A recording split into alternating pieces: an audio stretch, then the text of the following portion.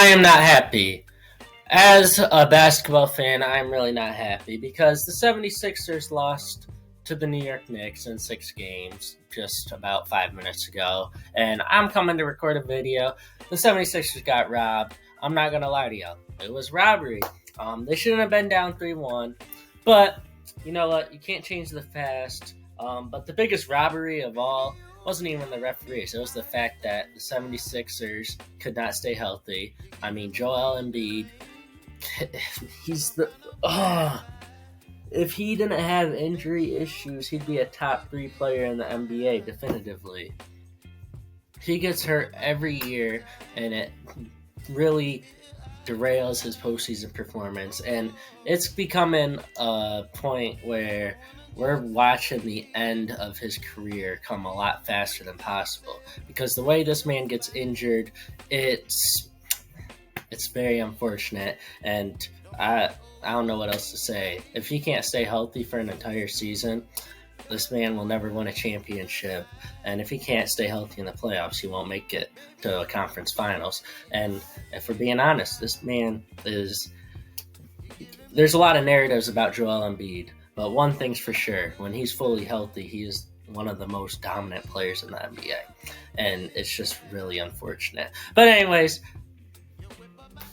elimination video. I know I said the 76ers are going to go to the conference finals. I was picking with my heart.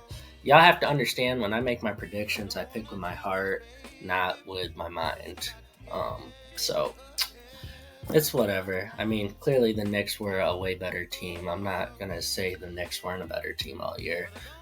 I just was rooting for the 76ers, so I picked the 76ers. It's just my opinion. You don't have to take it personally. But anyways... we're going to be talking about the 76ers in this video, what they need to do this offseason to correct their mistakes. And the 76ers have so much money. It's like crazy. But I really don't think the 76ers should go all in for a superstar level player. They should keep the depth. They just need a third scoring option. Now, Tobias Harris might finally actually be gone. Round of applause. Hopefully that was his last game as a 76er. I'm not a Tobias Harris hater. It's just he $45.8 million a year to average 17 points a game, be inefficient, and really be a net negative for a team. I mean, that's kind of ridiculous. And by kind of ridiculous, I mean that's absurdly ridiculous. Joel Embiid on the books for 3 more years. He averaged 35, 11, and 6 this year. He's definitely going to get the MVP for second year in a row if he did that for a full season. Let's just be real. But Tobias Harris, obviously we touched on. We're just going down the line on Fanspo. Buddy Hield, he's going to be a free agent. This man was making $29 million. Yeah, you're not going to pay him that much. I don't think Buddy Hield's going to be back as a 76er. I mean, it was a good move. Obviously, he just really helped you in Game 6. But just, like, he doesn't really fit this team as much as we all hoped. But he never really developed chemistry. That's what happens when you make a trade in the middle of the season. Chemistry issues always hurt. But, yeah, Buddy Hield... I would expect him to be gone. Nicholas Batum, I think he's going to stay in Philly. I think Philly fans love Batum, and Batum loves Philly. So I think he's going to stay put. Robert Covington's not coming back. DeAnthony Melton, probably gone. Tyrese Maxey's a free agent. You're obviously going to pay him as much as you possibly can. I mean, Tyrese Maxey just proved he's the second best player, and he's going to be the Embiid's running mate for the long haul, assuming Embiid and then Maxey both stay in Philly. I mean, 26 points and 6 assists a game. That's superstar production. You got Paul Reed, he's on books. You got Kyle Lowry. I assume he'll re-sign. Philly. He's either going to re-sign or retire. I mean, Philly's his hometown. Nick Nurse, favorite coach. I just could not imagine him playing for anybody else. Hopefully, I'll take Kyle Lowry on my Suns, though. I will say that. Kelly Oubre will definitely get a little bit more money. I would love for him to return to Philly. just simply because I think he's a great fit. Campaign, he's a great bench spark to have. Mo Bamba, no. And everyone else is basically, yeah. But there's a lot of unrestricted free agents for the 76ers. Like, they're going to have to do a lot of signing, but that means they have a lot of money. They could make a trade. As I said, I don't want them trading away all their depth or they don't really have anybody. Like, I don't want them to make a huge package. Like, if Joel Embiid was healthy and they didn't play the Knicks or the Celtics in the first round, like, realistically, they stayed healthy. They were the 2 seed. Joel Embiid in the regular season is good enough to carry them to the 2 seed. So they could have realistically went through a path of facing a 7 seed, like the Indiana Pacers or the Orlando Magic first round, or Miami Heat even, and then they would have obviously won that because, yeah. And then they would play the Knicks in the second round, and that's a different story. But unfortunately, they couldn't stay healthy. But, like, this team, on paper, the only 2 teams that are better on paper in the Eastern Conference are the Celtics and Knicks. I'm taking the 76ers over the Bucks.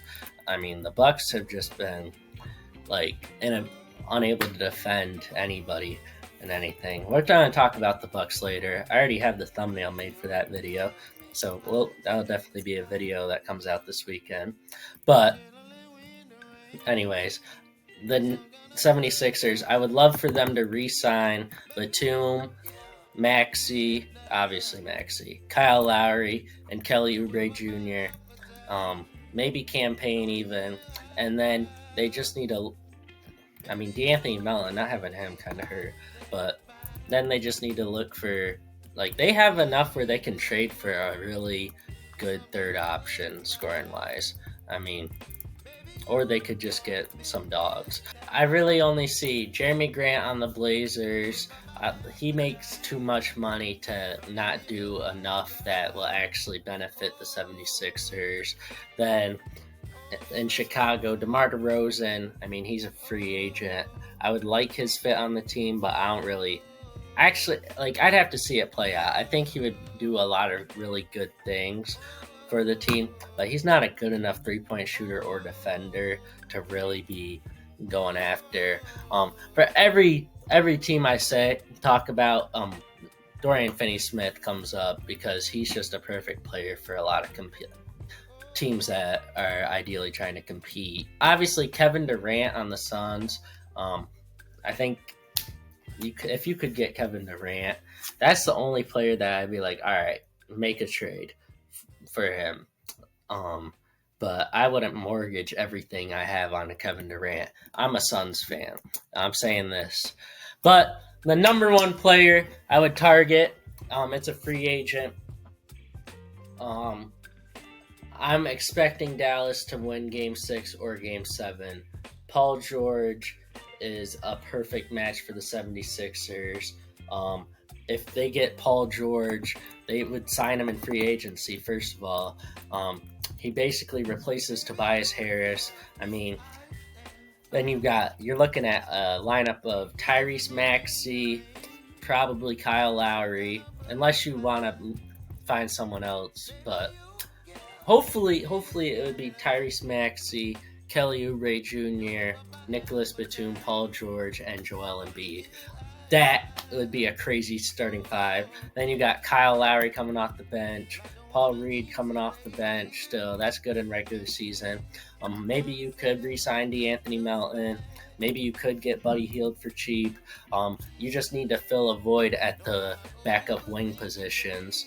But yeah, Paul George is ideally the number one target for the 76ers if I'm looking at this logistically like I am. You have the money, you have the ability to sign him. I would love to see Paul George on this team. I mean, obviously injury's a concern, but injury's a concern for everybody nowadays.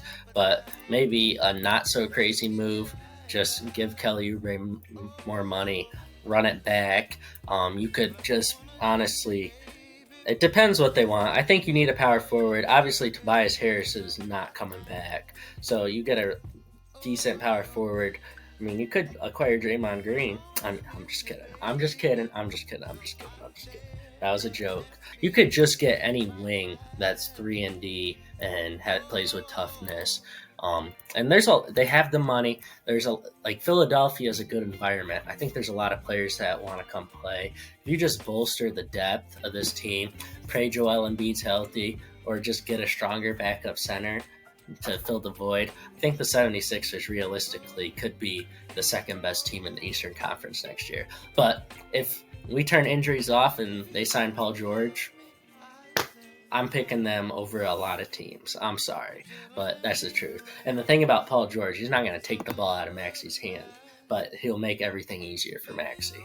It's like, that's just my opinion. But yeah, 76ers, y'all got robbed. And it wasn't the referees that really robbed you. It was just Joel Embiid's help that robbed you of a potential conference final season. I mean, 76ers on paper were the third best team in the Eastern Conference this year. And unfortunately, it's going to end in the first round. But you know what? They're one move away from potentially going farther than the conference finals. And they're just a few adjustments away from just putting themselves past the Knicks. They do need a Paul George to put themselves past the Celtics, though, which is ideally what you want to do. But yeah, that's all I got for y'all. Hope y'all enjoyed the video. Y'all have a good one. Bye. Also, go check out other videos on this channel like this, the eliminations and the series previews. I'll work on the Knicks Pacers preview as soon as I'm done with this. 98% of y'all are also unsubscribed. Just saying, maybe hit the subscribe button, help a brother out. Just a suggestion or a hopeful invitation.